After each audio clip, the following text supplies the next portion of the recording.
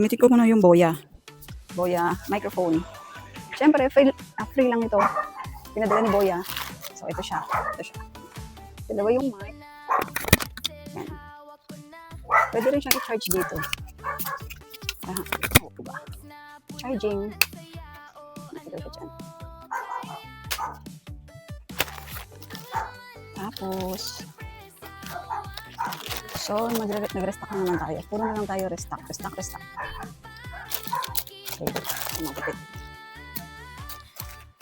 Maiba naman. Ganito naman yung ating pag-video. So, isa lang naman yung supplier ko sa Shopee. Isang shop lang talaga. Kaya lang, dahil nga, in demand itong mga ganito na organza. So, ubos na naman ng stocks. Dalawang klase nga pala itong organza na in-order ko. Kasi yung isang klase is ubos na. So, nag-try ako ng iba. So, ito yun. Ito talaga yung in-order ko. Ito talaga yung in-order ko. Yan. Kasi ito, 82 pesos lang. Yan, ganyan siya. 82 pesos lang. Tapos meron siyang dalawang gold lining sa side. Tapos alam mo ba, na last year, madami kasi akong natirang ganito. So, ginawa ko siyang hair clips. Wait lang, asan ba yung hair clips? Ito, ginawa ko siyang hair clips. So, meron din akong tutorial nito. Pakihalukayin na lang sa mga uploads ko. Yan. So, ito yun. Kaya lang, dahil nga nung nag-order ulit, naubusan na ako ng ibang color nito. Like, yung pink, wala nang ganito, wala na. Tapos, ano ba yung ibang wala? Ay, yung iba pala meron, pero yung iba wala na. Ito pala, royal blue. So, yun, nag-order ako ng iba kasi ubos na yung ganito, yung pang 82 pesos. Tapos, yung sumunod dito na price is 129. So, ito na yun. Ito na yun yung kaibahan niya.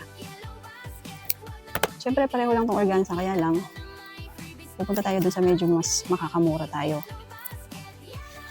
Tignan nyo yung difference niya. Same lang sila ang size. Kaya lang yung gold lining. Ayan, yung gold lining nito is 3 lines. Ayan siya. Tapos ito, isa lang. Ito yung mura, ito yung mas mahal.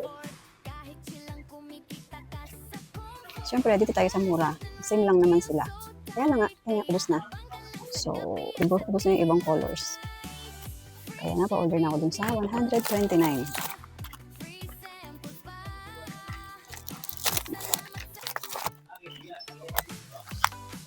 Yan. 129 to.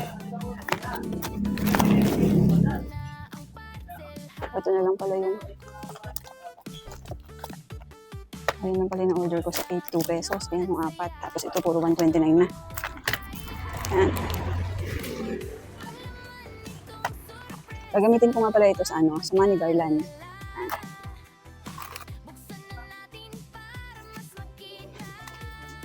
Tapos ito, iba na naman ito.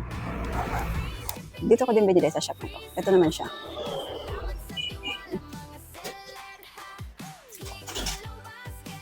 So, ito naman sila.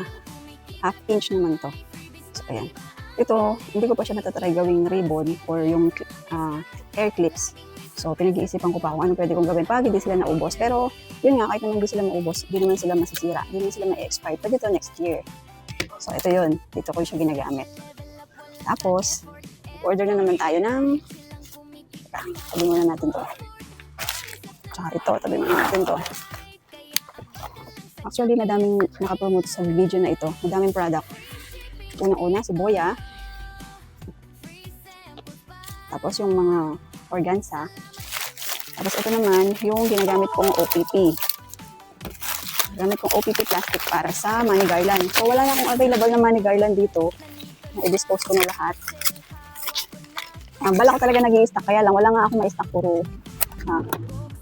nabibili lahat. Pagka gumagawa ako, pinopost ko, ayun, nabibenta sila. So, wala na akong ma-provide sa inyo ng sample. So, ito yung ginagamit ko sa money garland, 6x8.5. Medyo mahaba pa siya, pero okay na to. Tapos, hindi kasi kasya to dito, alanganin, kaya napabili ako ng mas mahaba. So, ito yun, 6x10 and 1/8. Tignan natin.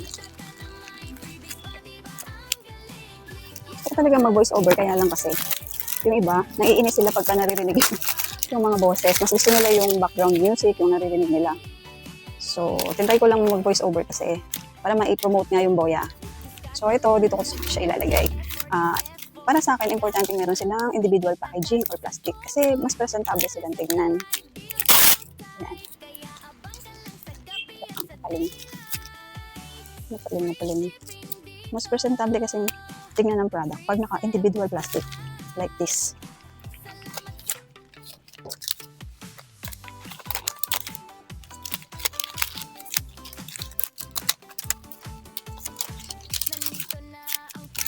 Yun, sakto na siya. Tapos, hindi pa ako tapos dyan. Lalagyan ko pa yan ng sticker ko. So, kung nagsisimula ka pa lang at gusto mong kahit paano makilala ka, gawa ka ng sarili mong sticker.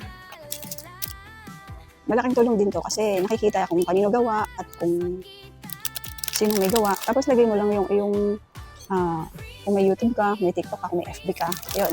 Yan lagi kong ginagawa. Ayan siya.